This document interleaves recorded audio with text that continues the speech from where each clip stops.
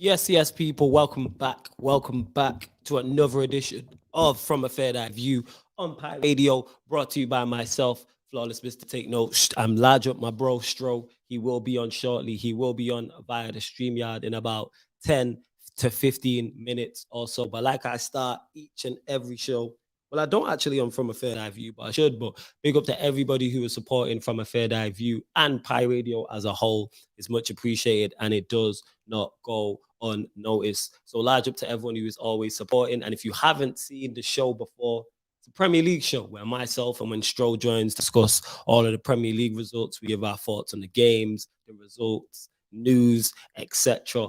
etc. So get your comments in, get your questions in, and make sure you keep your questions Premier League related as well. Make sure you do that. But make sure whether you're watching this live right now on the YouTube or you are watching this back, you hit the like button on the video. Make sure you hit the like button on the video. Make sure you share it across all the socials and subscribe to the channel Pi Radio as well. We're here every Monday, 7 p.m. People, we're here every Monday, 7 p.m. And literally, me as a Manchester United fan, there's only one place to start. Like, I'm loving football again. I'm loving football again because I seen my football team do the basics. I was saying it in Rangnick, we trust. Not even Rangnick, we trust. In Rangnick, I trust. Double R, Rolls Ralph, all of that. In Ralph, I trust. That's what it is. All them people who are like, oh, back the manager. Nah. Now is the time to back the manager. This is a manager I can 110% back. Like, I'm fully with this. So for those that didn't see it, Manchester United won, Crystal Palace 0, and I legit enjoyed the game. I enjoyed the match. I see my football team for the first time in years. The first time since we started the show, which is now over 2 years old. I watched my football team do the basics. Do the basics. I could have cried tears of joy. I see my team consistently pass the ball to each other. I see Manchester United players passing the ball to each other in red shirts. It was great. Like, I see my team press as a unit, as a cohesive unit, and it be successful. It wasn't disjointed. I could see the shape as I'm watching on Sarcasm City TV as well. Shameless plug. I couldn't believe what I was seeing. I legit could have cried tears of joy. Shout out to my guy Statman Baines. He always puts up the average position maps at halftime and at full time. And I went on his Twitter at halftime, and I could see Manchester United have a shape.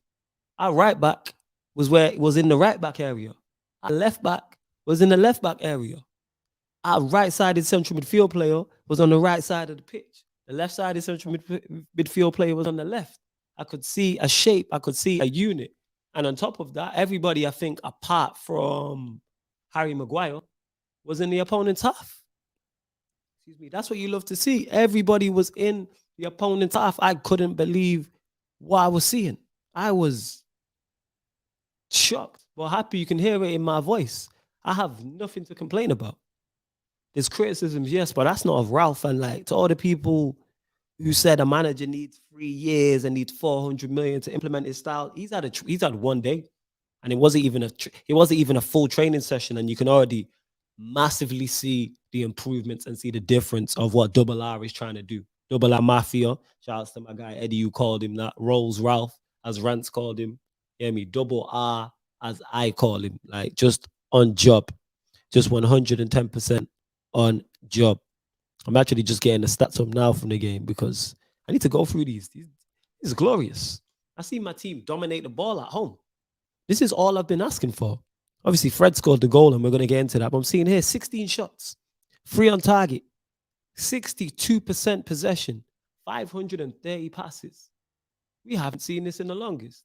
I know the camera's a bit murky, but just deal with it, people. Camera is a little bit off. But you just have to deal with it best you can. 530 passes, 82% pass accuracy, 16 shots. I remember the last time that we was creating a lot of half chances. Let me go through the lineup as well. Because it was a 4-2-2 was the formation. The 4-2-2 was the formation. So it's the Hayer in goal. Lindelof and Maguire as the centre-backs. Tellers and Delo, we were both the fullbacks who were definitely 110% going to go onto McTominay and Fred. Then it was Bruno and Sancho, and then Ronaldo and Rashford. I'm going to get into all of this. De Gea had nothing to do. And that's why, because Manchester United were dominating the ball. This is all I've been asking for. I'm going to repeat myself a lot. But this is all I've been asking for, is the basics. To dominate. And Crystal Palace are a good side. Don't get it wrong. Crystal Palace are a good side. But they're not incredible. They're not chasing top 7. They're not chasing top 6. They're not chasing top 4. They're not trying to compete for a title. If they finish 10th, that's a fantastic season for them. They finish 14th. That's a fantastic session for them. I can't even see the comment.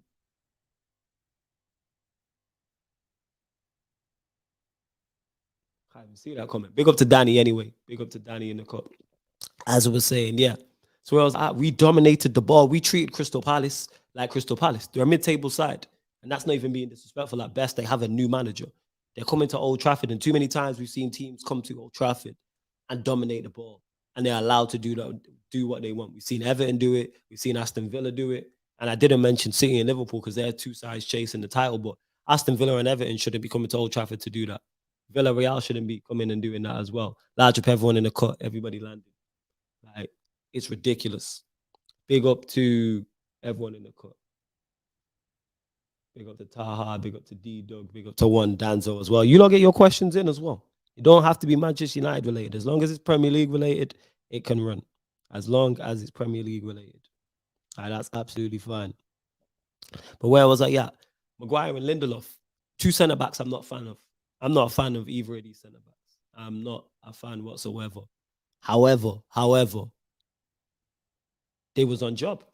They did what they had to do. They wasn't really tested, but that's because Manchester United dominated the ball, and the little they had to do, they dealt with very well.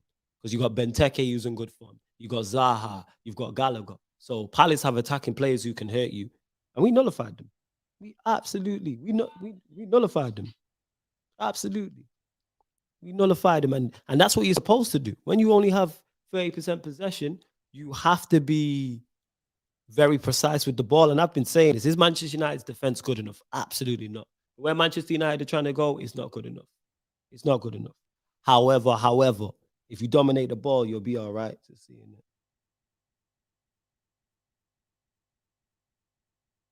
Okay, yeah, let's just see what's going on. Big up to Makamedi. Says not big up, biggest of the big up. Yeah, man, love. And we'll get to you because Armin here says Arsenal were better than United. I even got into that. I forgot. Thank you for reminding me. Because it was midweek games as well. We're going to get into Arsenal. Like, Arsenal going to get it. The Arsenal segment is later in the show. Arsenal going to get it. Don't worry about that. United have a system, not a dead team, and we still beat you lot. You think City going to stick it out and win the title? I still favor Chelsea. I think everybody is going over the top, especially Chelsea fans on social media, about their loss to West Ham. West Ham have beat Liverpool. West Ham, I think they've beat every top side. Obviously, United won there in the league, but they beat us in the League Cup. So I think everybody is going over the top. Legit. I think everybody is going over the top. And yeah, it's too reactionary. But I said from the jump, I believe it will be Chelsea or City. It's either going to a blue side in London or the blue side in Manchester, the title. That's what I think. But Amlin, we're gonna get onto Arsenal. Don't worry about that, man. I can see you still salty in it. But here you are, arriving later than an older guy tackle in the penalty area. But we move. But where was the hat? Yeah. Back to Maguire and Lindelof.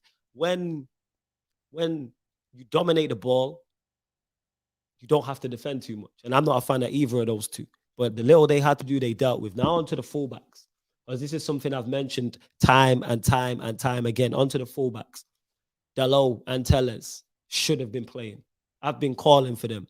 Not because I think they're the answer, not because I think they're world class, just because Shaw and Wan-Bissaka have been going through a poor run of form. Shaw and Wan-Bissaka have been poor. And when you play poorly, you should be dropped. Because when you play well, you're praised, which is correct, and you keep your spot in the team. But then when you're playing badly, there needs to be a kick up the backside. And Wan-Bissaka never got that kick up the backside under Oli. Neither did Shaw. And now we've seen, and not only do I think they're better going forward, in the modern day game, your fullbacks have to be able to attack.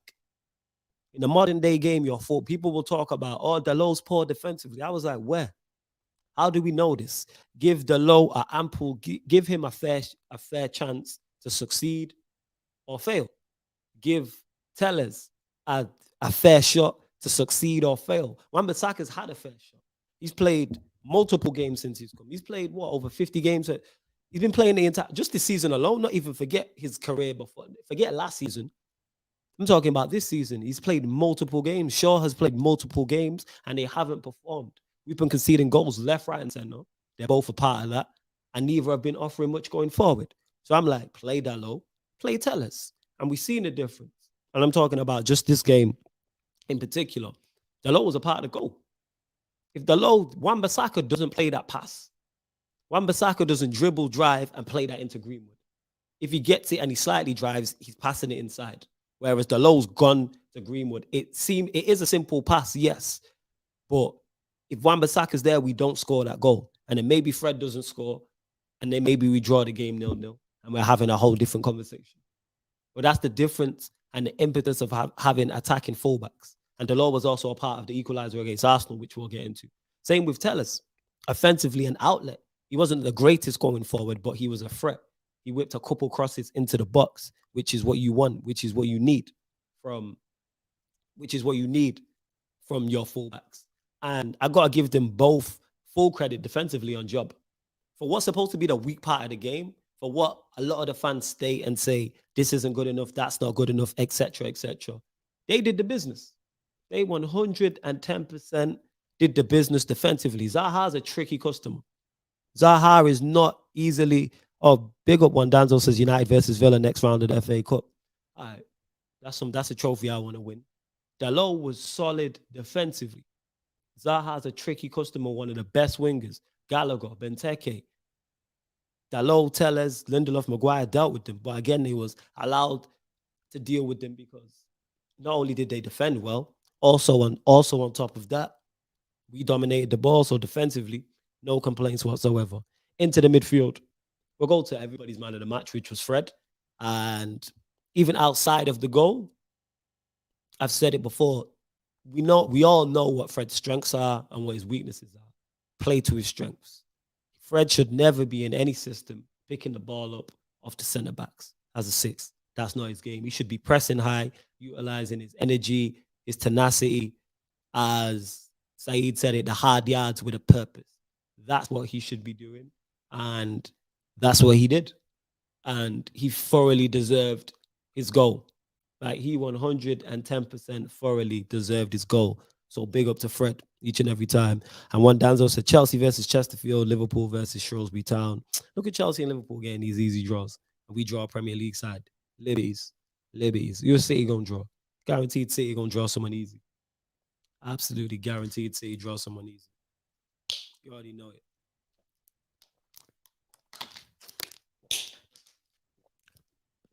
Where was I at? Oh, yeah. Talking about Fred.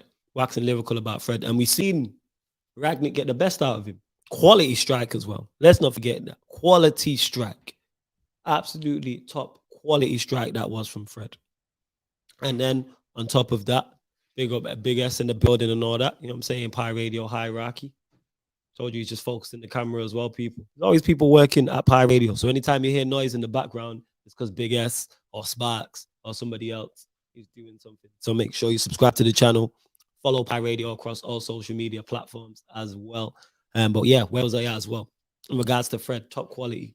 Look at that shining light. That is the light that is shining on Manchester United right now. That's what that is. Because we are back. I mean, word to Stringer Bell from the wire. Put the word out there. We are back up. We are legit back up without question. Fred, quality goal. I'm going to keep waxing lyrical about the goal. On his wrong foot as well. On his wrong foot. Absolutely top-notch, top quality. Now a little bit of not negativity, but just realism. Scott McTominay wasn't as bad as he has been, but he just wasn't good. Like, he's just limited at this point. He's just limited, Scott McTominay. And that's how we have to call it. He's just limited. I think he had half the amount of touches that Fred had. And that tells you what you need to know, because it's not like we didn't have the ball. Manchester United had 65% possession of the football. How have you only got, I think it was like 45 touches the entire game, and then Fred's got more. Get a close up, refocusing. I need a trim. Like, so setting me up there with the close up. There we go. Lights on and everything. But yeah, how Scott McTominay is only, I knew City would get an easy draw. 110%. I knew City would get an easy draw. Right. Where was we at as well? So yeah, McTominay. McTominay's McTominay. Moving on to other things. Another guy who, he's performing poorly and people don't want to have the conversation. Bruno Fernandes. Not good enough. One thing I won't say about him is not a McTominay situation where I think he's hiding. I don't know what is going on. The goals have dried up, the assists dried up, and he really is a stats player. Because if you look at his numbers and his stats, not so much recently, but in general for Manchester United, incredible. Impact, incredible. But in today's game, the same way I was talking about fullbacks being an attacking outlet, you can't just have GNA. You can't just have goals and assists. Because Bruno, if he doesn't give you goals or assists, gives you none. Leicester City versus Watford. Appreciate one down. So everybody share this as well. Please share this across all your socials. Yeah, he's just not good. He's just not good. Like, and maybe I still think Rangnick can get the most out of him, but he's just wasteful. And there wasn't much difference between his performance against Crystal Palace and his performance against Arsenal, apart from the fact he scored the goal against Arsenal. And that's all well and good for where Manchester United are now, trying to get back in the top four, trying to win the FA Cup. But if you're trying to win Premier Leagues and win Champions Leagues and compete for big trophies, Bruno needs to do better. And I believe he can in the correct system, absolutely. Let me add Stroll to the stream as well, people.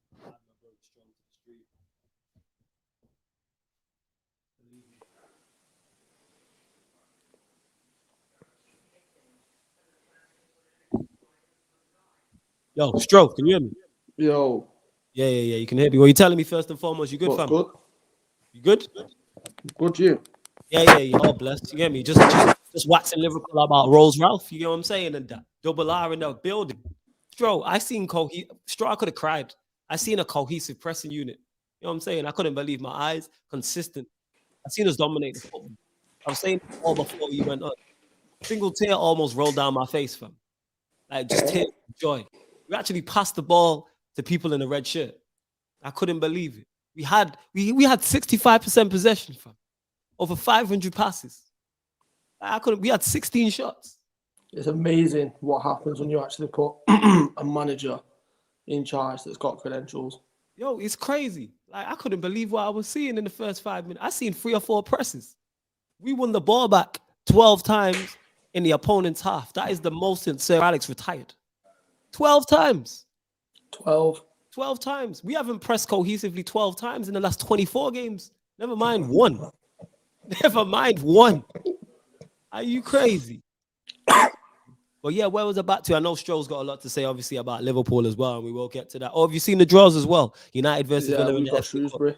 Yeah, Chelsea. Yeah, you lot got an easy draw. City got an easy draw. Surprise. You know what I'm saying? Surprise at us. We historically have had the worst draws out of every top 10 team in the past 3 years.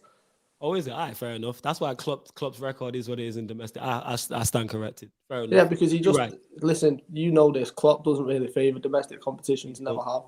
Let me ask you though, do you think that changes? Yeah, 100%. You can tell it's changed this year already. Why has he played strong? Because he played stronger teams in the Carabao Cup? Yeah. Okay, fair enough. We'll get into that. Where was I at? Oh, yeah, I was talking about Bruno Fernandes. And yes, he could be a casualty in this side if Rangnick decides to play this 4-2-2, which is what I like, because there's plenty of options for those positions. So whether it's a Rashford, whether it's a Sancho, whether it's a Lingard, whether it's a Martial, whether it's a Donny van de Beek, a Diallo, there's options in there. And Bruno wasn't good. Like I said, the only difference between his performance versus Palace and the one versus Arsenal is we had more of the ball against Palace and he scored a goal against Arsenal. And even the Chelsea game where he was horrific, you can't keep relying on GNA. You need more from the team. Onto Jadon Sancho, who wasn't at his best, but he was the brightest out of the forefront players. What I'd say about Sancho is he's always since Ollie's gone, he's been a threat ever since. He's been a threat. He scored the goal against Chelsea. He always looks bright. He's always wanting the ball. He's always trying to make something happen. Even against Arsenal, he's involved in 2 of the goals. 2 great passes, which we'll get the great pass into Fred, but we'll get into that. And Sancho, even though he wasn't at his best, was always a threat. Onto Rashford, similar to Bruno. Rashford's been horrific all season. It's been horrendous. I don't know what's going on. And the worst thing is about the Rashford form is, and I've been saying this, normally with Rashford, people will criticize his decision-making, his IQ, etc. But that's him getting on the ball and making the wrong decision. So shooting instead of passing instead of shooting, running down dark alleys. I don't remember him doing anything. And that's Palace and Arsenal. Like, I don't remember him being involved, and that's very unlike him. Like, whether he's good or whether he's bad, normally Rashford, you remember him in the game. Similar to Fred. Whether Fred has a great game or he's terrible, you remember him in the game. He has impacted the game in some way, shape, or form. And last but not least, Cristiano Ronaldo, who, if we're going to play this system, I think this benefits him the most. Because Ronaldo playing up front by himself, can he do it? Yes, absolutely, because it's Cristiano Ronaldo. Well, if you want to see the best out of him, and I think this is most strikers, play someone alongside them. So I can see it's really working. I don't know how much of the game you've seen, Stro, but your thoughts. Not much of it, to be honest. You didn't see much of it. I'll say we back. That's all I'm saying. Like 100, we back. Like top work there. You know what I'm saying? Like in Ralf, I trust. Back the manager is what I'm gonna say. Whatever he wants to do, I'm with. We got linked with is that a coach from? I think he's managing in the MLS or coaching in the MLS. I've never heard of him. I don't know his credentials. I don't particularly care. I trust Ralf in it. If Ralf turned around and said, I want whoever, cool. I'm in full agreement on whatever he wants to do.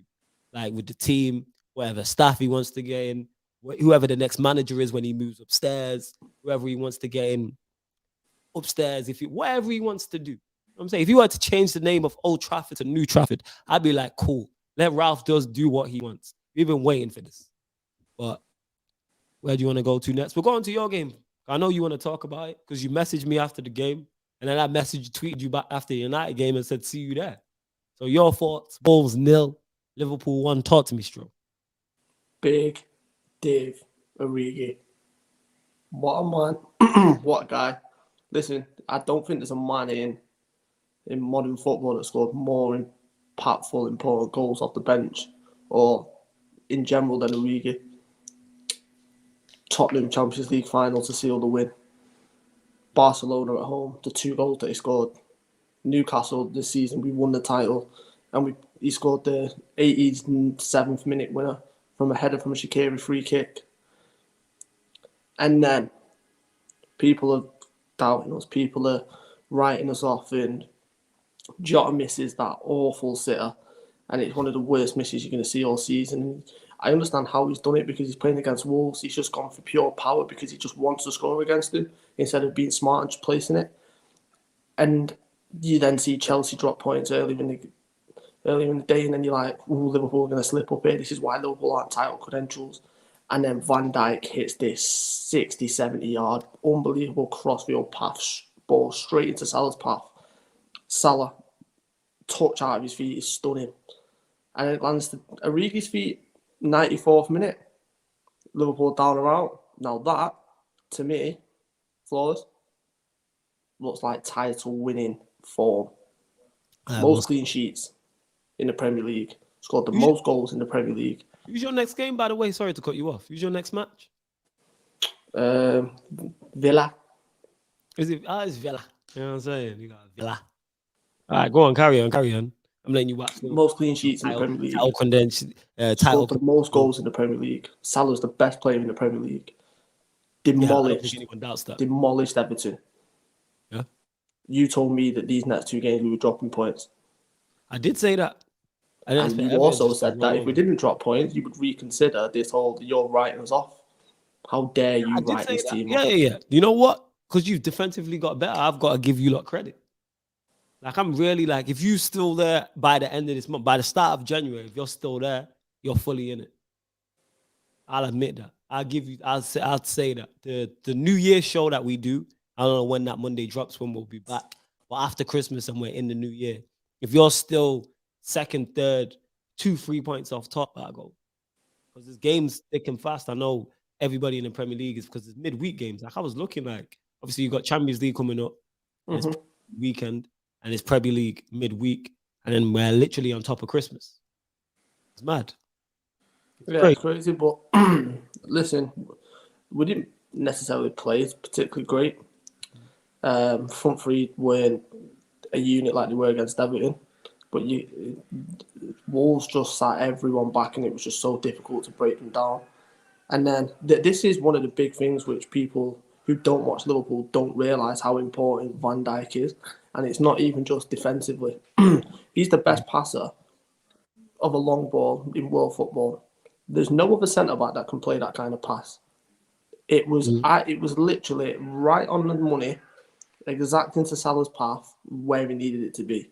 And this is what Liverpool missed last season when he was injured, because there was times where Van Dijk or when Henderson had picked the ball up at centre-back, but because he's not used to playing centre-back, he's not willing to then try and make that pass in case it gets cut out. So then you lose that. Fabinho, defensive mid, the best defensive mid in the Premier League. Time and time again, I've watched this man mop up against Everton. Anything that remotely looked like a threat, he was cutting it out. It's a stunning 2 wins back to back. And who doesn't love a 94th minute winner? I nearly broke my phone. Phone went up in the air. So I was watching it on my phone. Listen, give that man a statue. Andy Robertson came out and said that, look, he'll take his grandkids to the Origi statue outside Anfield. Like, that's how much this man's loved. Like, this man scores so many important goals. What a man. I love him. Oh, my God. This guy. Yeah. Listen, just because you've not got a player like Big Div that can come off the bench when you need him. Hey, we had one, and then next thing I know, he's manager 20 years later. So, be careful. I've been down this road. A man known for scoring late winners. I've been there. Trust me. I've been there. What did you think of the game? I didn't catch it. I didn't catch the Liverpool. I didn't catch the game. And then when I seen you score the late winner, I was like, it gave me flashbacks of, like, there was a season where City kept doing that. I can't remember what season it was, but it was a recent season. It was 2-3 years ago.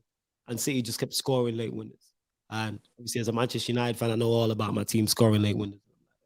So maybe I called this one wrong, but we are going to talk about it. Do you remember? I sat right next to you in that beautiful little chair, in that wonderful little studio. And I said to you, because we're going to come on to this game next, that a certain team don't look normal.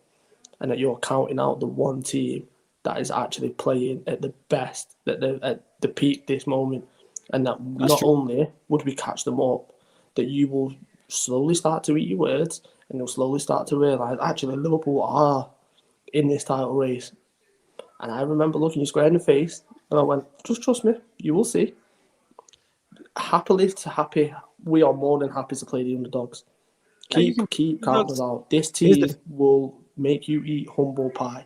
And what happened? Big Div came off the bench and made everyone eat humble pie. Yeah, you are a big diff. As I was saying, what's it called? As I was saying, with the Chelsea game, because we'll go on to that. See West Ham 3, Chelsea 2. West Ham, we see West Ham. You're a Liverpool fan. You know what West Ham can do. Yeah, we go West Ham. No. But there's a reason I mentioned that for this. Say again? Because when you found out that Chelsea were playing West Ham, your exact words were, be Mr. Petty himself, Mr. Tate, no, Chelsea aren't going to go there and have what happened to your lot. Because I believe they would. However, this is before I watched them against Watford. I revised that because I watched them against Watford. And they were awful against Watford. They were awful against Watford. However, Watford, I got to give Watford full credit. Watford played well. Ranieri has figured it out with the midfield three and the front three they've got. With Loser back in, he looks like a baller, by the way. I didn't know he was that good. Like, he's very technically sound, tidy, just cleans up, just sweeps. Keeps the ball ticking over. Then what he's done, which is smart, he's playing Sissoko slightly higher, but from the left. like left-sided central midfielder, and then you've got Cleverly just doing the hard yards and the hard work on the right-hand side as well. So you got Luzo who just sweeps up, and you've got two hard workers, and then you've got Sissoko who won't create with his passing, but he'll create with picking up the ball and driving. And with Dennis, you got a player who I believe he's the 4th highest goal scorer in the league, and also you think he's second in terms of like overall contribution. I think he's got like however many goals and assists. He's second on that list as well. Do you want to go through the stats? Yeah, go on, run through the stats. I don't know why you want to run through the stats. This is your moment, isn't it? You know you ain't top by the way. All right, cool. Just wait. Listen, I'm startled, but I've got the stats. Yeah, go on. Most goals.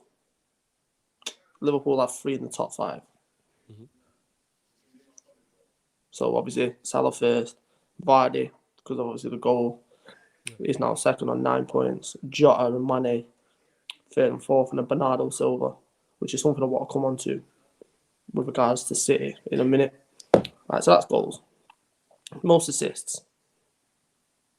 Salah, Trent, Pogba, Jesus, Dennis. So that echoes onto the point that you mentioned about Dennis. The fact that he's in the top 5 for Watford. Crazy. Yeah. Most goals scored by an absolute margin. 44 goals Liverpool. Then you've got Chelsea 35, City 32, West Ham 28, United 25. So he's got the most goals. Most clean sheets. Liverpool. 8, 7 to City, 7 to Chelsea. And then the only thing that Liverpool aren't top on is the most passes, and that's Manchester City, because they just pass you to death.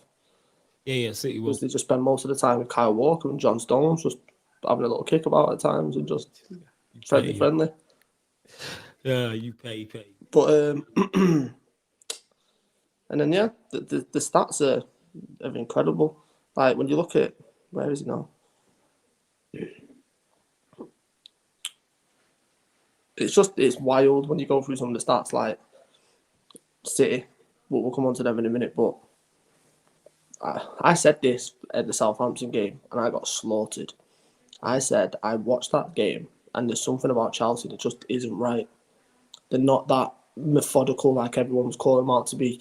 When you look at Liverpool when we won the title, we were a machine, and you would always, there was no chinks in that. Everyone was then calling Chelsea machine because they started the season off great, and they did listen to Thiago Silva, unbelievable signing. I don't think that guy spoke about enough. Yeah, Thiago Silva very good. Like, not only did he go and score the goal at West Ham, but in fact 2-3 minutes later he then cleared one off the line, which was a certain goal from Soufal. And you look at it and it's like, there's still stuff where you see it and it's like, it's just not right. The balance at times isn't right. They're bringing Pulisic and Hudson-Odoi on. I like the fact that he's starting to include Loftus-Cheek, because Loftus-Cheek's a phenomenal player, but going forward, the Havertz and the front three don't look like they're going to score much. Mason Mount's the one that looks like he's actually going to take the ball by the horns and go on and do something in the game, but they just don't look as solid as they were. And I said this at the Southampton game, and I looked you square in the face and told you then. Yeah, the reason why they didn't, not so much the Southampton game, but the Watford game and even the West Ham game, I don't think, like, yes, is their forward line an issue? Yes, but the reason why they don't look as solid is they're missing, because Jorginho's not fully fit. This is why he didn't. I knew Jorginho wasn't fully fit when he didn't come on against Watford and they were drawing the game. Like, that's when I knew he wasn't fully fit. Bear in mind, Loftus-Cheek is on the pitch. Who played in such a... Mount played, I believe. He had, like, Pulisic as one of the wing backs. Amazing. And this squad depth ain't what this is any team. Nah, because it's out in the Gez. Because the squad depth is there, but Sound Gez wasn't up to it. But this is what I'd say on that. If you take the 3 best central midfielders out of any side, you are going to struggle. Yeah, and we did that last season. Look where Liverpool finished. Say that again? Liverpool had that last season. That's but my people point. Want to ride it off. Yeah. No. That's now it's Chelsea. It's no. That's my point, though. That's my point. If you take Fabinho, Thiago, and Milner out your team, they're your 3 best central midfielders. Like, are you laughing, yo? They're not your 3 best central midfielders. Yo, why are you laughing? Someone tell me why Hold up. Did you not see this man's goal midweek? I forgot about Keita, actually. My bad. So did you not see this man's Keita Hendo Dino, did you not see this man's world-class left foot finesse finish round the worst goalkeeper in the Premier League? Yeah, because you sent me messages about it. So yes, I seen it. I knew all about it because you was on your Pickford. This guy always hating on Pickford, but we moved. This guy sent me other mistakes Pickford had made previously. But back to my point, if you take, and it happened to Liverpool, I was going to make that point. Liverpool are a prime example. If you take the three best central midfielders out of any side, they're going to struggle. Now you got to see it. The last place they wanted to go was West Ham. Is their forward line an issue? Yes, but we all know that. Once Kante's back fit, if they have Kante and Kovacic playing against West Ham, they don't lose that game. Bear in mind, they lost to a free goal. I still don't know what happened. I was trolling Lewis about it. You know what I'm saying it's Mendy's fault. He turned into Kepa. You know what I'm saying? But however, it's a free goal. And West Ham, we all know, as a Liverpool fan, how tough that place is to go. So you've seen your team lose there. Chelsea have lost there. Obviously, going away to West Ham and winning ain't for everybody. But this ain't about Manchester United right now. My point is, West Ham are a good side, but they won by a free goal. And that's all it is with Chelsea. I believe not so much rival fans. I've seen Chelsea fans overreacting. They'll be fine. Overreact. You overreact. I've seen Chelsea fans overreact. Yes, more so than Liverpool fans, City fans, or United fans. Like, I'll run jokes and run bants. But I understand if you take three of the best central mid, you take your three best, not even three of the best. If you take three of the best central midfielders out of any side, you are going to struggle. City, if you took out Gundogan, De Bruyne, and Rodri, if there's your three, whoever you think the three is, let's say City don't function the same. De Bruyne played this season, and they've got great replacements. Say again. But De Bruyne played this season. No, that's my point. But if you take De Bruyne, one, their squad depth is ridiculous. Their squad depth is ridiculous. Two, if you take out De Bruyne, Rodri, and Bernardo Silva, Fernandinho, Gundogan, Foden is a good three. They're probably the only ones that can cope with that. Whereas for Chelsea, if you take out three of their best centre-backs, they're probably the only team that can cope with that. We've seen that with Liverpool last season. We've seen it with every team has that area where they're strongest in. I think Chelsea could lose Silva, Rudiger, Aspilicueta and be okay. I don't think Liverpool could lose Van Dijk, Kanate, and Joe Gomez and be okay. No. That's my point. I don't think City can lose Laporte, Stones, Diaz and be okay. Whereas the midfield area, that's their strongest. Like that and the wide areas is probably their strongest positions where they can lose 2 or 3. Mm-hmm. Our midfielders ain't good. If we lose 3 of our best central midfielders, show's over for Manchester United. Do you have 3 great midfielders? Fred. I understand. You know what I'm saying? He's that good. Energy everywhere, man. I understand why you're seeing 3 of them. I get it. He was everywhere in both games. You know what I'm saying? Ask Thomas Partey and Mohamed El Neni what happened. You know, but we'll get on to our Arsenal game. We could probably lose, not even probably, United in front areas. We could lose Ronaldo, Greenwood, and Sancho and be okay.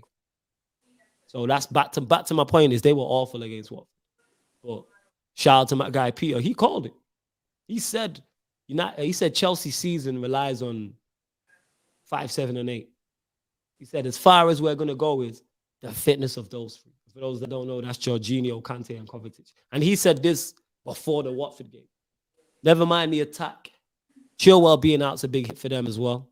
That is a big hit. And I've heard Chelsea fans talk about Alonso and how just like Lewis called him a sloth.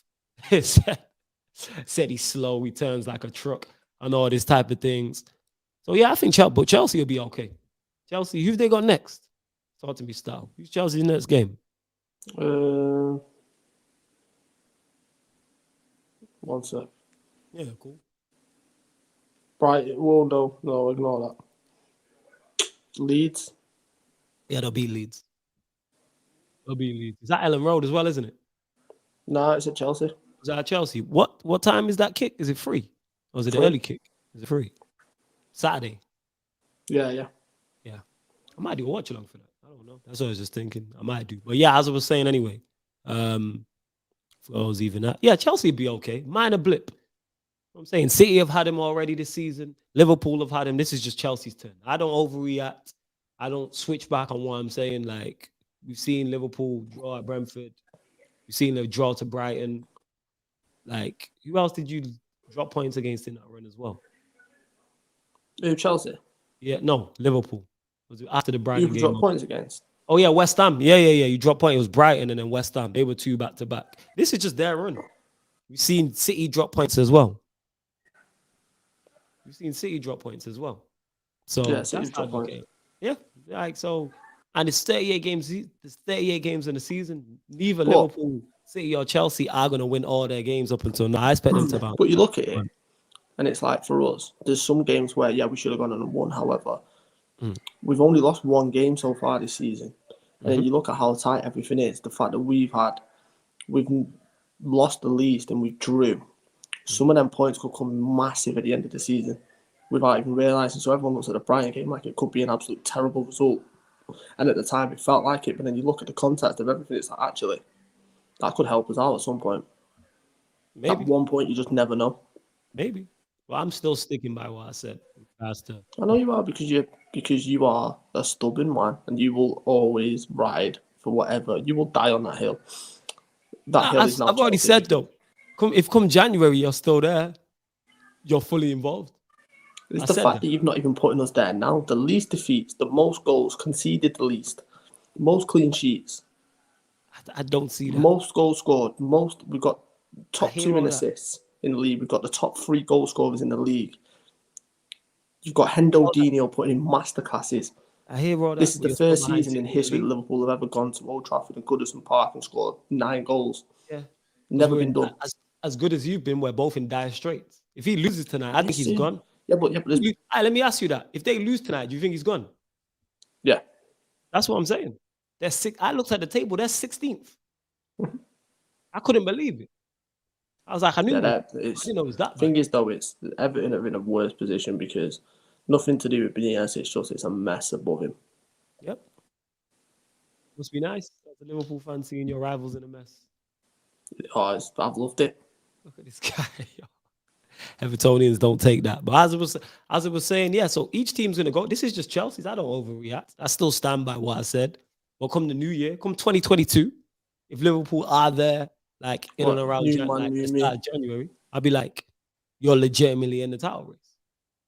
But there's gonna be drop points from now up until the end of the year, just with the amount of games going on, the amount of games everybody has, and I see it happening. Liverpool doing all these good, most goals scored, most clean sheets. Salah's in the form of his life. Yeah, Jordan Henderson's doing well. Like all of these type of things. However, still ain't top of the league. You're still in second. And we'll get onto Manchester City because they're someone who are being slept on. And they're just going about their business quietly. Both teams. And we know what Pep is like when they are ignored. They are more than capable, as I think Liverpool are capable. I think Chelsea are capable of putting a run together of 10 games. It's mad, you know. Bernardo Silva's their top goal scorer. That's wild to me. How many goals? That doesn't surprise me because they're one of them. They share the goals. They share the goals, so it's not a surprise to me that. Say again? It is to me because it's like you've got Bernardo Silva on 7. Yeah. Then you've got Foden and Gundogan on 3. So apart from Bernardo Silva, Sterling's on 3 goals. De Bruyne and Jesus are on 2 goals each. And they still got De Bruyne to come back into the fold. Yeah, but what I'm saying is, Jesus is on 2 goals. Found in December. I think he's got, you know what, in Jesus' defense, he seems to get a lot. He's got 6 assists. Yeah. And Jesus, he's better out wide than he is as a striker, as he's showing. I'd never thought he was 9. You just look at it and it's just like... Go on. I understand that they share the goals, but the fact that they've only got one player that's over 5 goals this season, is that not a concern?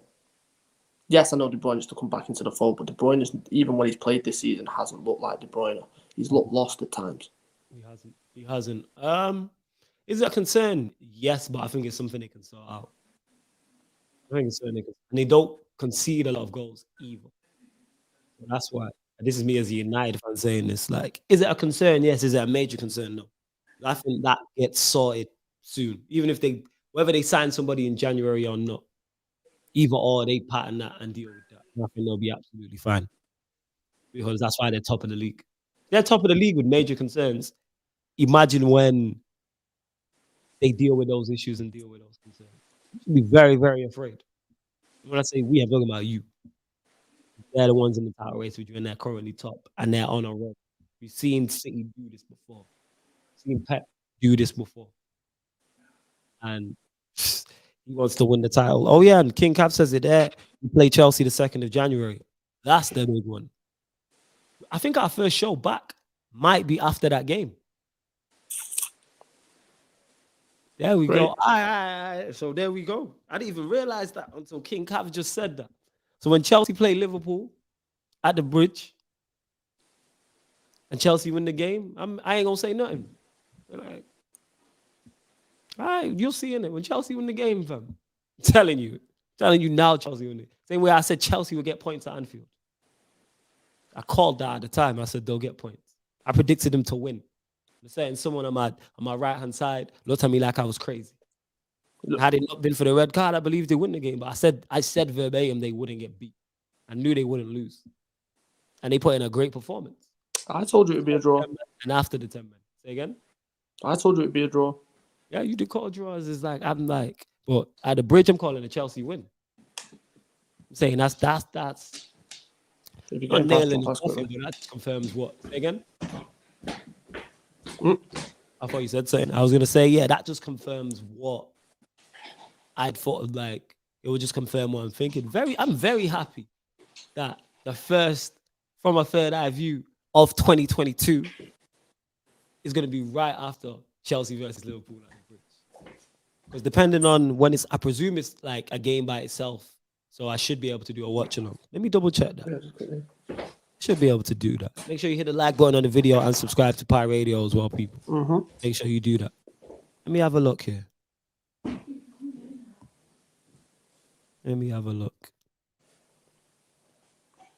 Legit the day before my birthday as well. Crazy. So, yeah, 4:30 kick.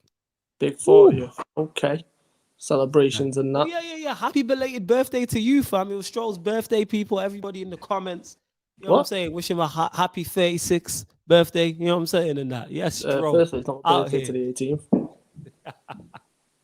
But yo, happy belated though. You know what I'm saying? Happy belated. Even though I wished you a happy birthday now, still gotta wish you a happy belated. You know what I'm saying? Got to, man. Stroll was out here working. He was in London at events and stuff like that. You know what I'm saying? Bro, love to see 12 days it. till my birthday. Say that again? I've got 12 days till my birthday. Oh, well, happy early birthday then. You was go. getting birthday shouts at the what's it called? You was getting birthday shouts at the event. So happy early birthday, innit? So you lot, like, I stand corrected. I'm a guy, man. Man, I don't know when your birthday is. You know what I'm saying? But listen, when we that first show back in 2022, we're going to celebrate your 40th. We're going to celebrate a Liverpool dirty win. I got jokes, you know. Ha, ha, ha. Ha, ha, ha. But yeah, back to where we was at. What game do you want to go to next? We spoke Liverpool, Wolves. Villa? Want to go Liverpool? What, Villa, Leicester? All right, Villa, Leicester. Good game. I watched Great this. Game. Good game. Like, I don't know what. I was talking to Neil. Shout out to Neil, who's a Leicester fan. And for the entire season, I've been asking him what's gone wrong with Leicester. And he just has no idea. He can't call it. He's like, we're just bad. He didn't say it like that, but because we're on radio, I have to clean up what got said. But he's like, we're just bad. He's like, and I know it gets bad for a fan, when one, the manager starts calling out the fan base, number one. And two, he goes, I'm just on a vibe thing this season. Been there. Once a fan says, I'm just on a vibes thing, it's long gone. You're someone who's a fan of Brendan Rodgers, of course, number one. Number two, you've had him manage your club. What do you think it is? So many similarities from when he was at Liverpool in the last season. So many similarities. I don't think he invested enough money in the summer, if I'm being completely honest. And I think he invested in the wrong areas. He went and bought Daka, which is a good signing, but one of his Daka's not really played in the Premier League. He's more been a Europa League player. You've got Iheanacho and Vardy, so I understand he wanted to strengthen the front line, but you needed to strengthen that defence significantly. You've lost Fofana, and it's like Johnny Evans is doing a stellar job, but he's aging. He's not the player that he once was. His reactions aren't going to be quick enough. They'll still be quick in his head, but he's going to be 3 or 4 seconds later. Just let's be realistic. He needed to strengthen the defence. They lost Chilwell. That's a significant loss last season. And then you've got Castaño's not played. Pereira's not really hit the same heights. You build the foundation on the defence. Kasper Schmeichel is a stunning goalkeeper. Sionchu's not been the same player. You needed to go and buy a centre-back. Had to. And he's not done it. And that's where I think they failed. And that's where the problem lies. Because they're leaking too many silly goals. And then you're watching it and the work rate's not there anymore. That's a problem. Because even when I'm watching the game and I'm seeing the commentator is talking about Leicester's defensive issues and their frailties. Because Villa got the free kick they scored from the set piece. And he said beforehand when Villa equalised, yeah, Leicester have conceded the most goals, conceded a lot of goals from set pieces. And they go and concede. He was even cracking jokes about it, the commentator. Like, what was it? So a foul, a Villa player was fouled by a Leicester player. I can't remember which 2 players it was. And they played the advantage. And then the commentator goes, Villa are probably the way Leicester have defended free kicks and defended set pieces. They probably prefer it to be given. That's the advantage to them. I was like, that's a damning indictment. Like, it's a very, very bad look on Leicester. Mm-hmm. Very, very bad look. And he got away with the Kasper Schmeichel one as well. That should have been a goal. Definitely should have been a goal. Why that was chalked off, I have no idea. On to your guy. You get me? Potential next Liverpool manager if he keeps managing like this. Steven Gerrard, 3 and 4. Listen, this man settled the debate in his playing days of Gerrard or Lampard. And this man settled and put a final nail in the coffin of any discussion with them two when it comes to management. Don't ever compare this guy to Frank Lampard ever again. We can't do all that yet, man. Like, they're still new. What? How can we do that, man? My man went to Scotland where it was dominated by Celtic for 10 years. Mm-hmm. They won 10 in a row and he destroyed Scottish football with his football. He's then come to the Premier League and look at the start that he's had and look at the difference that Villa look going forward. They are a threat from everywhere. Konza scoring 2 out of nowhere. Watkins looks like he's got a new lease of life. Leon Bailey, another one where under Gerrard he'll be absolutely quality. The impact he's had on Douglas Luiz and McGinn. Like, people don't understand this yet. But when you get a manager like Gerrard, a lot of these players would have watched him play in these big Champions League games and been massive fans of him. So a lot of them, they're stunned just to have him in the dressing room and get his experience. This man knows how to manage. This man didn't just jump straight in at Derby because Harry Redknapp got him an interview. This man went and worked under Klopp with the under-19s or the under-17s. Klopp would always be there. He'd always go knock on Klopp's door and ask him certain things, ask him for advice. What would you do in this situation? What would you do in that situation? Went and got his badges, went and finished his badges, made the move to Rangers, did what he did there, and then he's come to the Premier League and he doesn't look out of his depth. His substitution's spot on. Manages the game very well. His attacking plays and the overloads that he creates, and it's just, he's a solid manager. And you've got to give credit where it's due. Have to. 100%. Have to give credit where it's due. I mean, they only just got beat. Like, the City only just beat him. That was a tough game for City. Yeah, because he won 3 out of his first 4. And that's what you needed to do, because there is a set of good players there. Like, you know that with things, like you mentioned, Watkins, Bailey, Douglas Luiz. It's not like there's not quality there. And they were well worth the win.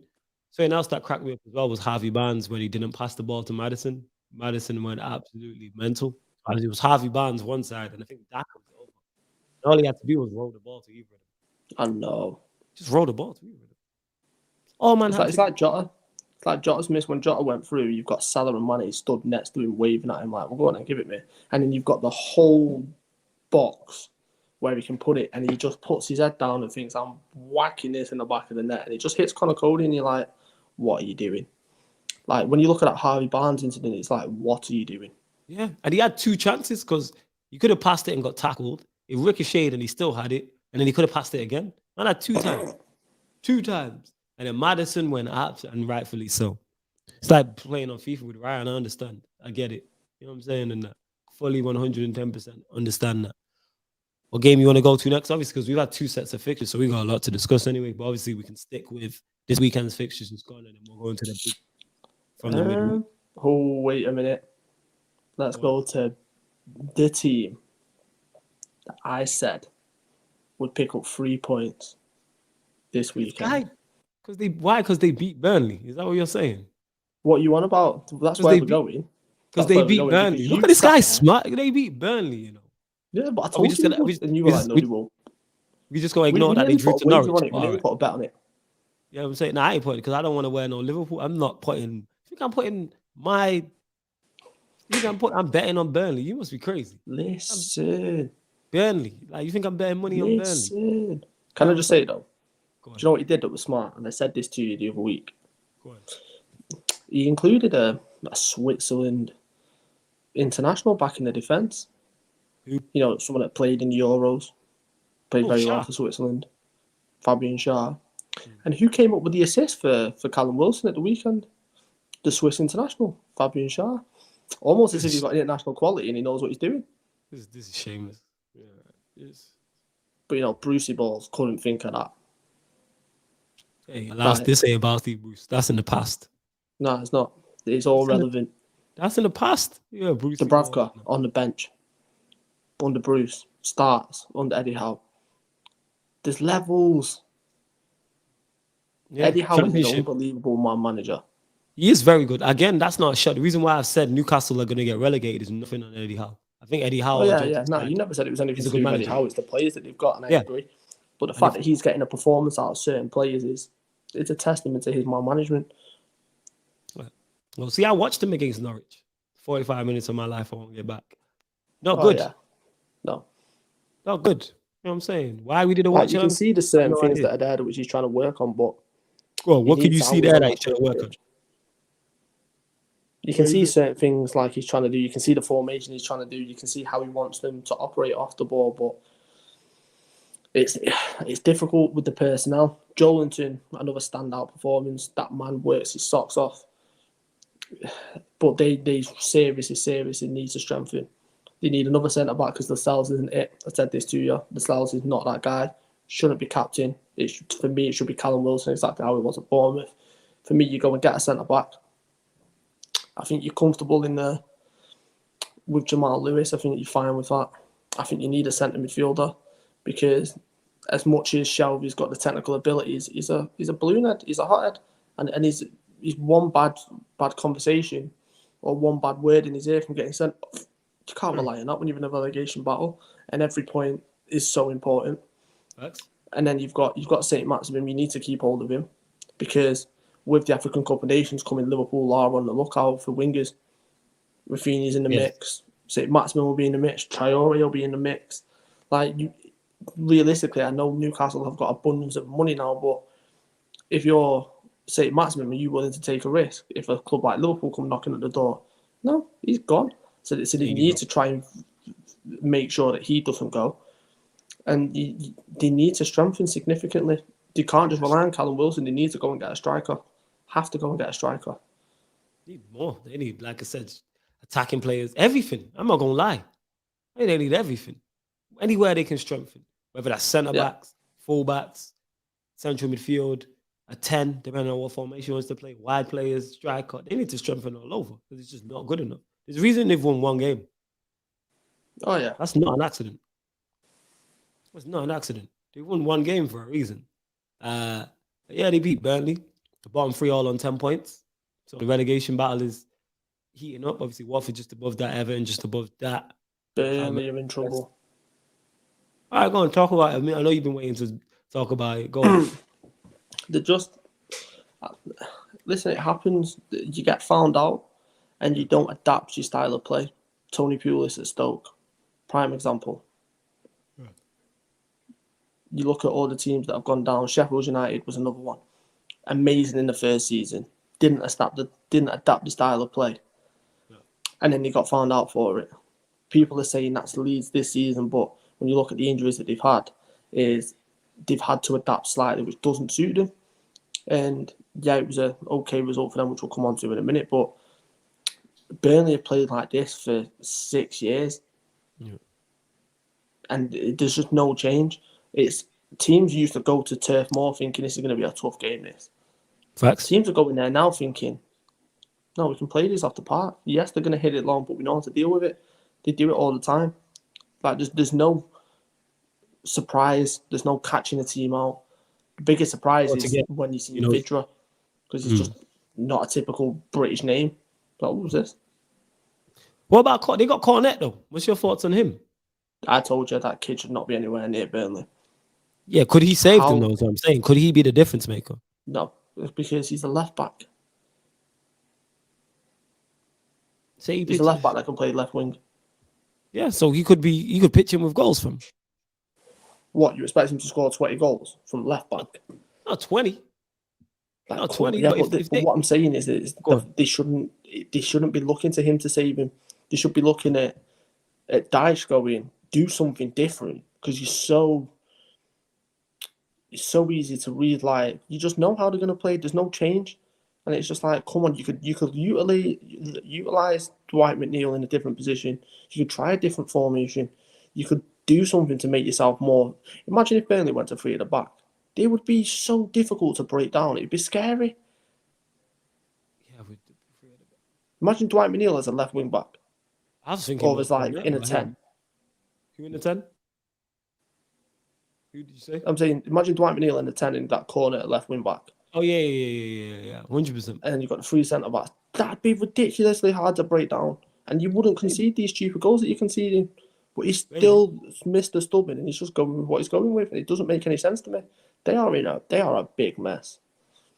I said this before any ball was kicked at the beginning of the season, and you laughed at me because you said I hate Burnley. I said, look, bias aside, they are in serious trouble for this, and this. And I'm right. They are in big trouble. They seem to be in serious trouble. Yeah, you're right. Again, this Christmas period, we were talking about the top of the league. The Christmas period will say a lot about the bottom of the league as well. We said it was an important week for Newcastle, and they got 4 points from 6, which I'm sure they would have taken. Should they have beat Norwich? Not in the balance. They would have been looking at a game like, yeah, we should have both, but 4 from 6 is not a terrible return. And all on 10 points. All right, what result do you want to go to next? It's cold. Going to Leeds one. Talk about it. That's your team. That's your guys. What a return for Patrick Bamford. Yes. What a return for Patrick Bamford. 2-2. It's one of them where it could be a significant point for Leeds at the end of the season. It really could be. I'm just waiting for that moment when Leeds season starts to kick off, and as the season goes on, it just gets more and more like they could be in trouble. But I trust Bielsa as a manager, and I said this time and time again, he's the godfather to some managers. He's Pochettino's idol. This man has created so much as a manager and done so many revolutionary things that I think he will be fine. It's just they're starting to get players back at the right time, which I think will help them, but they need to seriously strengthen in January. Have to strengthen that defence. Without Ayling, they're struggling. Oh, absolutely. You don't realise how big of a loss Luke Ayling is, and you're having to play Dallas there, who's the legs in midfield, and they've not really got much legs in midfield apart from Calvin Phillips, but he can't do everything. So they're another one where they've not plugged the squad right, and I know Bielsa likes to work with a small squad, but not need this a bigger season. squad, man. Need a bigger squad. Yeah. Bamford coming back is a major plus for him. Like, if I knew he was fit, I would have threw him in my fantasy league team. However, oh mate, as soon as I seen him score, I was like, I didn't even know he was fit because I'd have put him in. I had no idea. Take Because Lukaku he's a out. cert, and Bamford that's a testament to him. Do you know what disrespect this man got coming up from the Championship? These men were like, oh, because he flopped at Chelsea. You can't play in the Premier League. Salah flopped at Chelsea. Best player in the Premier League. What we're talking about. De Bruyne. Exactly the same thing. Lukaku apparently flopped at Chelsea, and now he's their saviour. Like, what we doing? Bamford is an unbelievable talent.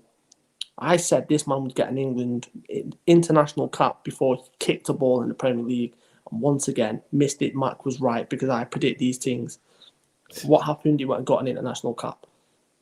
And he comes back and he scores. He is a massive, massive difference for them because he's the one that can press from the front. He sets the tone.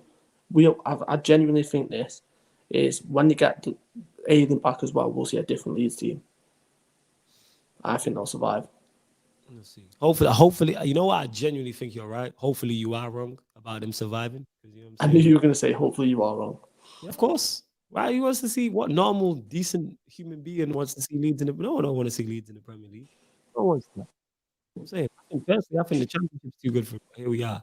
As I was saying, Bamford coming back is massive plus for them because when you're we spoke Chelsea and injuries, and we've seen how injuries impacted Liverpool last season, and their team were at top of the crop. So when his team's lower down there, if you take any injury, any team, bottom half from 10th to 20th, if you take out their key players, are going to struggle, and we've seen it happen to Leeds. Like when you're in a team and Dan James is your lone striker, like, it's a problem. You're gonna struggle. So long may it continue of Leeds. Did you see though? Go on.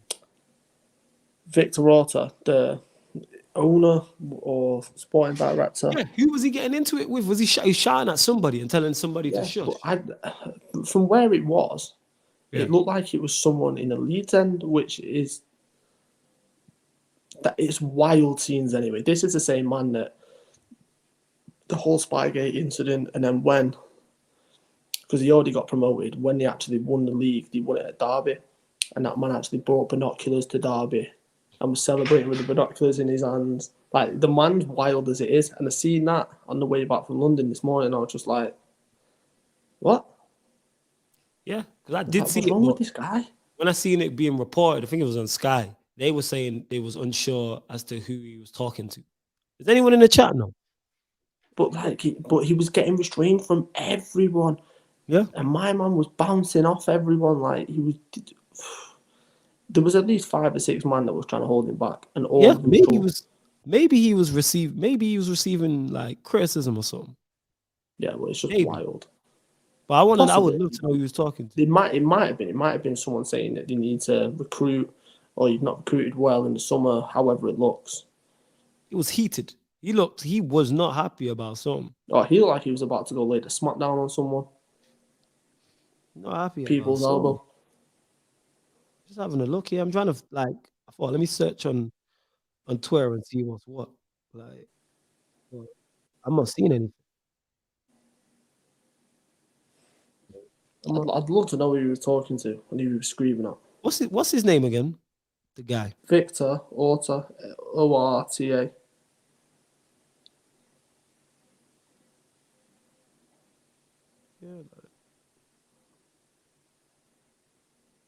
Let's see.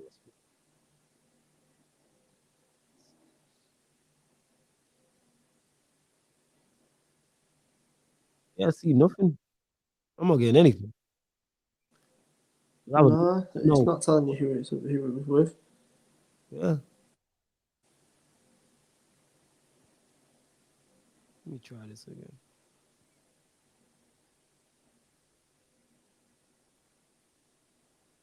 Yeah, his post-match meltdown. Yeah, this guy was telling people to shush and not happy with someone in the crowd. You're saying this in the crowd. Any of it.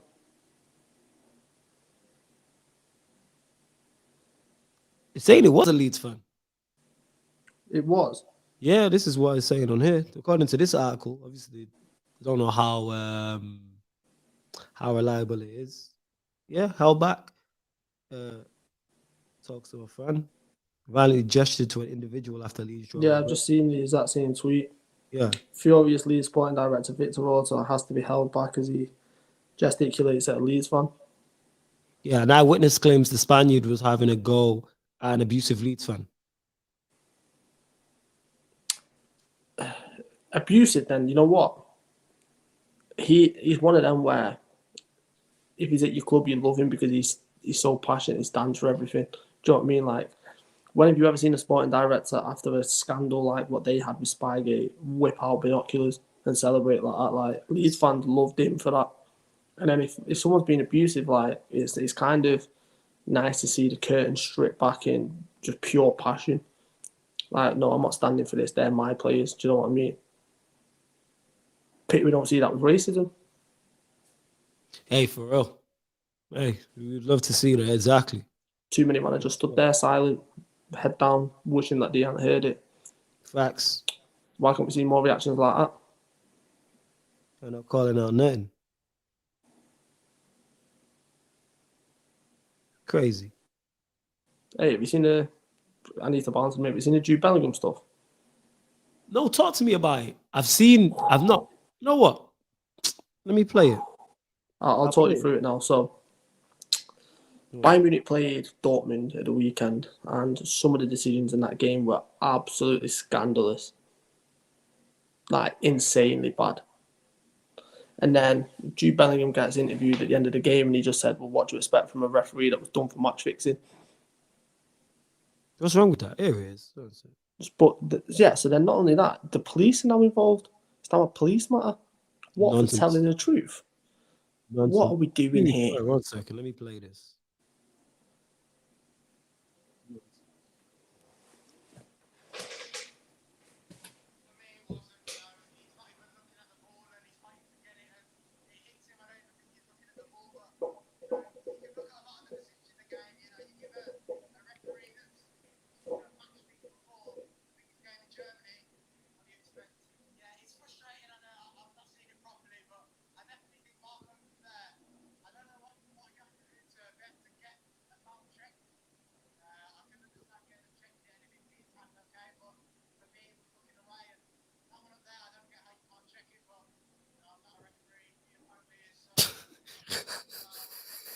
He apparently is.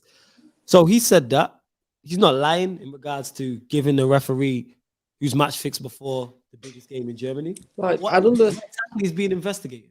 What is it? I'd understand if it was a German FA that are investigating it and you want to find him, but the fact that it's now a police matter, like, yeah, for what? But what's that got to do with anything? All I'm gonna say is it sets up perfectly for a transfer to the Premier League in the summer. Yeah, true say. Like him on the Old Trafford pitch as a 6 or 8 in that 3-2 system under Rangnick could be cold. I'm saying. Yeah, OT. I hear that. It makes sense still. I mean, you both maybe know Chelsea because they have central midfield issues and that. So I could see it working under Tuchel as well. Makes sense. City have a lot of options in that area. The fact maybe West Ham, if Rice gets a move.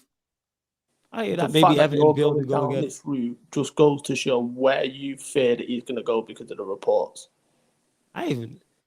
Fearful. Yeah, we back. I ain't fearful of nobody. Bellingham at Liverpool. Yo, it's cold for Liverpool, all jokes aside. Liverpool, great side, great manager. He'd fit in well there. But yo, this is new age flawless right now. I ain't fearful of anybody. I am not fussed what anybody else is doing apart from us. I'm not scared no more. We are back up. This is why. Since that manager's gone, it's been nothing but great time. Like, this is the glow up. Like, when you're in a toxic relationship, no more. You're in a toxic relationship and you get out of it. This is now the glow. I ain't smiled this much ever. I seen shout out to our Don Aaron. I seen him post up his post-match reaction. I seen him post it up. And I've never seen him smile in a thumbnail, ever. I know. The guy smiled in the thumbnail and Tox Cole tweeted it. Big cheesy grin and that. I haven't seen him smile in years because of football. I haven't smiled. I haven't spoken with this much energy and confidence ever on this show. I love that sentence from you, though. Say again? I ain't scared anymore. Man's finally able to sleep with the light off. Okay. I ain't scared no more. Nah, beforehand, it was just a vibes thing. Like, I knew it was bad, so we just enjoy. We take it for what it is. We enjoy the odd victories, take the draws and the defeats, and we keep it moving. Like, we know we ain't winning anything, so win, lose, or draw, we lose. We might. All it was, all right, how many battles can we win? Because we're not going to win the war. That's what it was. It was like, all right, let's win as many battles as we can. Let's see what we can do. Now, like, we can win wars. You know what I'm saying? Battles and wars, like, especially with our running as well. What they say Yeah, about us? Liverpool But yeah, running. I'm just saying, yeah, I ain't fearful no more of anybody. In Ralph, I trust. Rose Ralph, double R Mafia, double R. You know what I'm saying? We outside. Everybody come outside. Everybody come outside. What did I say? We'll go to Chelsea and get a result. Boom, we got a result. We'll get a result away to Villarreal. We got a result. We'll beat Arsenal, which we'll get onto. I stated that. Boom. Palace. You see the massive difference. I'm saying Palace really thought he was going to come Manchester and treat us like we City now. We moved to North and South London. Out here. We moved to North and South London. I'm saying North London came, got bopped. South London came, got bopped. When we last went to North London, what did we do? Beat Spurs. It's our ish. We run North London now. That's our ish. We run that. You know what I'm saying? Just taking people's...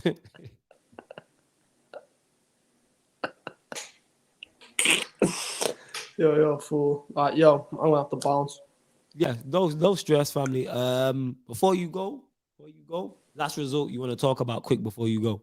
Last result or anything you want to get off your chest. Southampton, Talk about it. massive result. Huge result. I'm still not convinced by them, you know. I'm not convinced, but it's a big result for them. Still, I look at them and I'm like, I'm like, big result, yes. However, I'm just like, let me just give you some context. When I say big result, people look at this Brighton team this season, you think they're just going to walk over Southampton. Southampton were winning that game for the large part.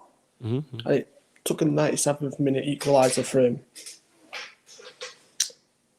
from Mope to take it out of the hands. Now, this is going to work two ways. They either take confidence from it, the fact that they were leading the game, or it just completely knocks the wind out of the sails, the fact that they conceded so late. It'll go one or two ways, but a draw at Brighton or a draw with Brighton at this stage when you've been playing so poor this season is a massive result in my eyes. No, I hear that. I fully hear that. Currently, Everton versus Arsenal. I forgot this game was being played. It's currently no people. 25 minutes gone. I'm just having a look at the lineups as well. I will respond to the Southampton game as well. I'm just having a look. Yeah, going with the same team. Oh, Jack is back. Okay, and he put Tierney in the side as well. Hey, they need him, man. Ages ago. What, put Xhaka back in the side? No, Tierney. Oh, Tierney. I thought you were talking about Xhaka. Yeah, Tierney should be inside. Absolutely. Absolutely. Every time I've seen him, he seems like a threat for Arsenal and he plays well. Yes. I think I'll talk after you've gone. Obviously, I will talk more on Everton and Arsenal. But yeah, back to the Southampton game. The result against Brighton doesn't surprise me because Brighton just can't score goals. No, they can't. For whatever reason, they can dominate teams and dominate play and play good football and create chances. But in regards to finishing them, that's why they are where they. But that being said, they're still overachieving. What props to Graham Paul? Because he's doing an incredible job. Props to Graham Paul. What does he know about the club? He might need a history lesson. Say that again. What does he know about the club? He might need a history lesson. You're a fool. You're a fool. But yeah, 1-1 draw. Like if someone would have said, the Brighton fans would have took that. Like I don't know what they were expecting. In my defense, they're currently sat 9th. 4 wins, only 3 losses. What you complain? Like draws, yes, but your Brighton is the deficiencies in your team. Other than that, they on smoke. Like this season, in terms of like playing, in terms of where they are, they're on smoke. I should say, not so much the performances, apart from when they went to Anfield. You know what I'm saying? But like, yeah, they've been. I don't understand the complaints, but Southampton, I think their downfall again will just be lack of goals. I didn't watch the game live, but it's a lack of goals. They don't score enough. I think they're the second lowest scorers in the league. And that will be their downfall, and that's why I think they'll get relegated. And it's tight down the bottom end of the table as well. Yeah, Southampton, look, currently now with the results, the Everton Arsenal game it is. Southampton is 16th. And 6 points from Burnley, who are 18th and have a game in hand. Obviously, the Spurs Burnley game got got ruled out because of the snow. Got postponed, I should say. But Southampton, I'm looking, 14 goals they've scored. It's the same amount as Burnley. Yep. Only Norwich have scored less. Mm-hmm. Burnley, who we've been talking about how poor they are going forward as well. They're in trouble. They're in trouble. Massively. But Straw, I know you got to shoot. So, yeah, man, big up. Obviously, I'll talk to you in a bit anyway. But, yeah, any final words before you leave? Big Div. Oh, man. That's exactly Div what you Okarigi. Absolute legend. And it's always good to see Flawless eat humble pie. Love you, brother. Hey. You know what I'm eating? I ain't eating humble pie. I'm eating good over here. Steak and lobster. We back. You know what I'm saying? That's all I'm fussed about. We back. Wait. And on that note, till we win the FA Cup and go deep in the Champions League. Do you know what I think of that? Yeah, he's going to dip. Large up my guy Stro. I had to put calling people it's cold in there and that, but large up the Pie Radio hierarchy. Please make sure you hit the like button on the video and subscribe to the channel. I am going to run through the rest of the results, what we didn't talk about. So, West Ham Chelsea we spoke on. Obviously, West Ham 3, Chelsea 2. Newcastle versus Burnley, we did speak on as well. Liverpool obviously beating Wolves with the late winner. Southampton, Brighton, we just spoke on. City Watford is something we haven't spoken about. City are top of the league. And sure, always like to play this underdog mentality card. Nobody's talking about that. Nobody's talking about City just going about their business. Nobody is mentioning it. They were expected to beat Watford.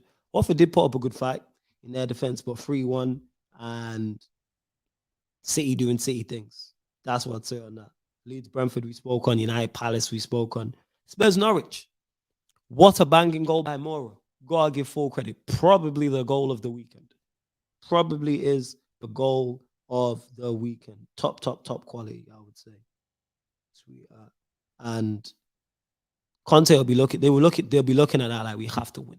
They also have a game in hand. So Spurs are in a good space. They're currently sat 5th. If they win their game in hand, they go above. They're 2 points off West Ham. They would go into 4th place. So Spurs and Conte will be looking at that like, all right, let's try to get through the conference, the European Conference group, because they're not secure to get through that. And they're also looking to move on move on up the table in the Premier League. However, Conte did say the level of Spurs ain't that high, so we'll see. There will be tougher tests for them than Norwich because they play Rennes in the Europa Conference League, as I mentioned. Then Sunday, they're away at Brighton. Then they're away at Leicester. Then at home to Liverpool. Then at home to Palace. Away to Southampton. And that's them up until the new year. So if you go through this, we're going Brighton away will be a tough game. They'll be looking at if they can get a win, though, be a great win. But that will be a tough game, 100%. Away at Brighton. Home to away at Leicester. They'll be definitely looking to win that. Even though there's only 4 days in between, Leicester are not a good outfit. I seem to be spiraling out of control. Then they play Liverpool at home, which will be tough. Very, very tough game. Palace at home, London derby. You know it's going to be tough. Southampton away on the 28th, they'll be looking at that. And then they open up the new year playing away at Watford. So they definitely 110% will be looking. They're not favorable fixtures, but they'll be looking to collect points. They'll be looking to collect a good number of points during the Christmas period. And since Stroll was waxing lyrical about it, let me see Liverpool's fixtures. Because he was talking the most. Because obviously they play Chelsea New Year, 2nd of January. But like outside of that, let's see what Liverpool's fixtures are like. Why my phone just slowed down? There we go. There you go. So Leeds at home. Oh, that's Chelsea. All right, let's run through Chelsea's actually. Run through Chelsea's fixtures.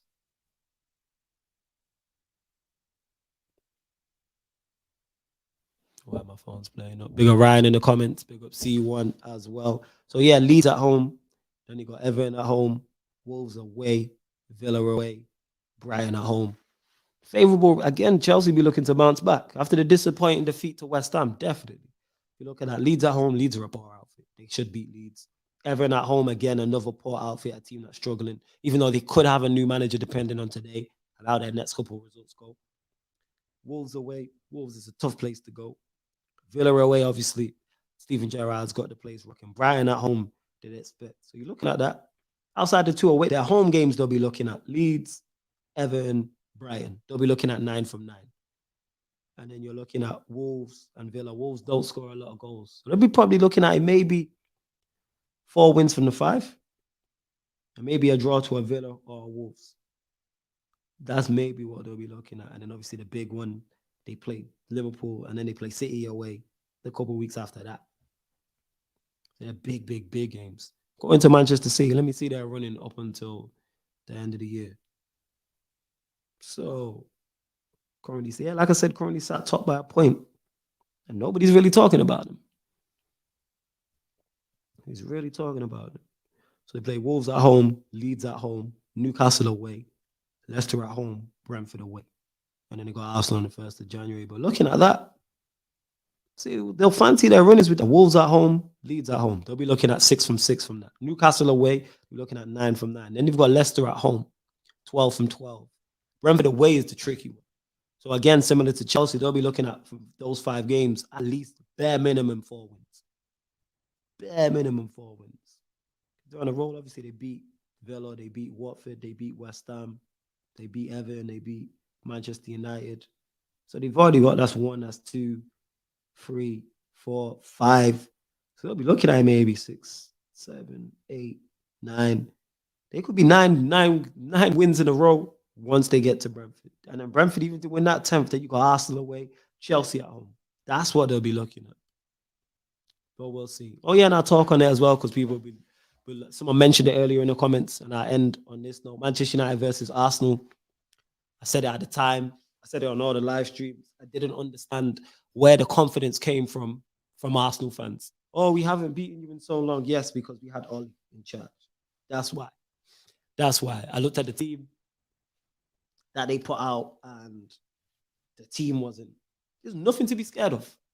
That team there is absolutely nothing to be scared of in regards to it. And that's not me even being disrespectful to Arsenal because I dislike Arsenal. And I seen the lineup, I was like, we should win this game. And we did our best not to. Manchester United, 110%, did their best not to. Like I'm looking at, I'm not saying Arsenal have a bad side. I think it's just bang average. It's bang average. Side is absolutely bang average. See, look, Ramsdale in goal, Gabriel, Ben White, Tomiyasu, Tavares is you back for, El Neni, Thomas Partey, Martinelli, Smith Rowe, Odegaard, Aubameyang. Where did the confidence think that he was going to come to Old Trafford and destroy Manchester United? Not that we were much better that game. Like if Rangnick's in charge, 2-3, no, we win that. And we did our best to help them. De Gea on that first goal, people were trying to get onto Fred. Ridiculous. That's on De Gea's fault. I was absolutely raging on the watch along stand up, man. And he's lucky we won that game. Sancho was a threat the entire game. Sancho was a threat and he was right the entire. Shout outs to Fred as well, because the reverse ball, people are not giving that reverse pass into Bruno as much credit as they should. Because if he shoots there or picks the wrong pass, people will talk about his lack of footballing IQ, etc. But he weighted the pass perfectly so Bruno could score. And then again, Dalot involved in the equalizer. And I said this, the pass he played into Rashford, then it's gone into Ronaldo, and Ronaldo doing Ronaldo things. And then what we did, and I'm shouting because when United went 2-1 up, I'm shouting at the TV when Arsenal have the ball. Why is our line so deep? Get up the pitch, deep line, and Arsenal equalize. And then I don't know what went through Odegaard's head. I'm unsure as to what went through Odegaard's head. I have zero idea. And Ronaldo was never going to miss. So, yeah, that's my thoughts on that. Manchester United are back. Arsenal are still bang average. Love that. We're above them currently. I am going to tune into that game and give it a listen. But, yeah, love to everyone who has locked in. We'll be back here next week. We will be back here next week, 7 p.m. myself and Stroll as well, talking all things Premier League, because there'll be so much to discuss because there's so many games. But please make sure whether you're watching this live right now or watching this back, hit the like button on the video. Hit the like button on the video, share it across all the socials, and subscribe to the Pie Radio YouTube. Big up.